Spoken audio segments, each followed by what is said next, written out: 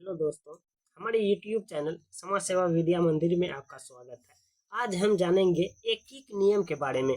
जैसे 5 रुपए में 80 कलम मिलते हैं तो 120 रुपए में कितने रुपए 120 कलम कितने रुपए में मिलेंगे। सबसे पहले हमको पूछा गया है 5 रुपए में 80 कलम मिलते हैं दोस्तों, तो 120 कलम कितने रुपए में मिलेंगे। क्या पूछा गया है, 120 रुपए में कितने कलम मिलेंगे। सबसे पहले इसी को हम क्या करेंगे, मुहरा बनाएंगे। 120 कलम कितने रुपए में मिलेंगे। पहले क्या दिया हुआ है दोस्तों, कलम दिया हुआ है, पहले कलम लिख लिए। उसके बाद में हमको क्या पूछा है, रुपए में मिलेंगे। उसके बाद हम रुपए लिखेंगे। इसको हम छोड़ देते हैं। पहले 5 रुपए में 80 कलम जो मिल रहे हैं इसको भी छोड़ देते हैं। तो इसके बाद जो प्रश्न हमको पूछा गया है 120 कलम कितने रुपए में मिलेंगे। पहले क्या दिया हुआ है, कलम, उसके बाद रुपए दिया हुआ है। उसके बाद देखिए अब इसका काम हो गया खत्म। अब इस पे आइए, 5 रुपए में 80 कलम, कलम 80 मतलब कलम कितना है 80, यहाँ पर 80 लिख दीजिए। उसके बाद कितना रुपए, 5 रुपए में। अब जो है क्या करेंगे, अब 1 रुपए का हम निकालेंगे दोस्तों। कि सबसे पहले अगर किसी का भी निकालना हो ना, 120 कलम का निकल पूछा है तो पहले हम 1 कलम का निकालेंगे। 80 कलम का दे चुका है, 80 कलम का 5 रुपए, तो पहले 1 रुपए का 1 कलम का हम कितना रुपए में मिलता है वो देखेंगे।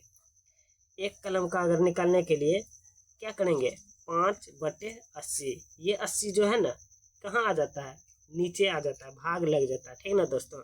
काहे कि जब भी ऊपर से यह 80 है ना, 80 से 1 पर आते हैं, ऊपर से डायरेक्ट हम नीचे आते हैं तो 80 को भी हम नीचे कर देते हैं। अब यहाँ से क्या करेंगे, अब क्या पूछा दोस्तों, 120 कलम का, 1 कलम का निकल गया इतना। अब 120 कलम का कितना होगा, 120। हम देखिए 120 से डायरेक्ट ऊपर जा रहे हैं, डायरेक्ट ऊपर जा रहे हैं 120 तक। तो क्या करेंगे दोस्तों, अब हम 120 को गुना कर देंगे ऊपर में। इसीलिए करते हैं दोस्तों, जब 80 कलम का 5 रुपए दाम था तो 1 कलम का हम निकालें।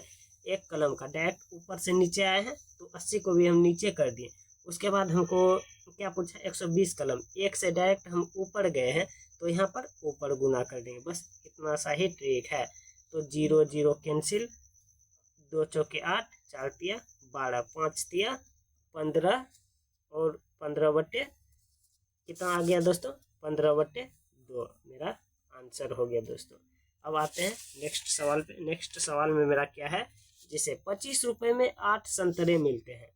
25 रुपए में 8 संतरे मिलते हैं तो 10 रुपए में कितने संतरे मिलेंगे।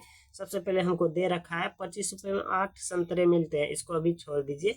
अब क्या पूछा है हमको, 10 रुपए में कितने संतरे मिलते हैं।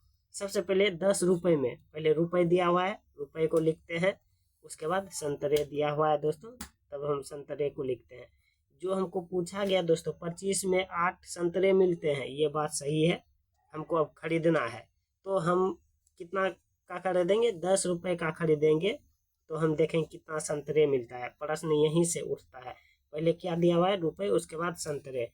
पहले रुपए को लिखना है, इसका बात अब खत्म हो चुका है। अब ऊपर वाला देखिए, 25 रुपए में, रुपए यहाँ लिखेंगे हम 25, उसके बाद संतरे कितना है 8। पहले हम 1 रुपए का निकालेंगे, यह रुपए है, पहले हम 1 रुपए का निकालेंगे। 1 रुपए में निकालने के लिए क्या करेंगे दोस्तों, डायरेक्ट ऊपर से हम नीचे आए हैं तो 25 को भी हमको नीचे कर देना है। उसके बाद क्या पूछा है, 10 रुपए में कितने संतरे मिलते हैं। तो क्या करेंगे, 1 से हम 10 तक आए हैं, ऊपर आए हैं, 1 से 10, 1 नीचे था और 10 ऊपर है तो हम 10 को ऊपर गुना कर देंगे। 8/25 गुना 10। तो इसको कटाइए दोस्तों आप, 2 पंचे 10, पचे 25, तो 8 दूना 16/5 आ गया मेरा दोस्तों। 16/5 मेरा आंसर आ गया दोस्तों। अगर इसी टाइप का कोई भी सवाल हो दोस्तों तो आप इस ट्रिक के माध्यम से आप बना सकते हैं आसान से। चलिए दोस्तों, आज तक यहीं तक के लिए रहने देते हैं, आते हैं नेक्स्ट वीडियो में।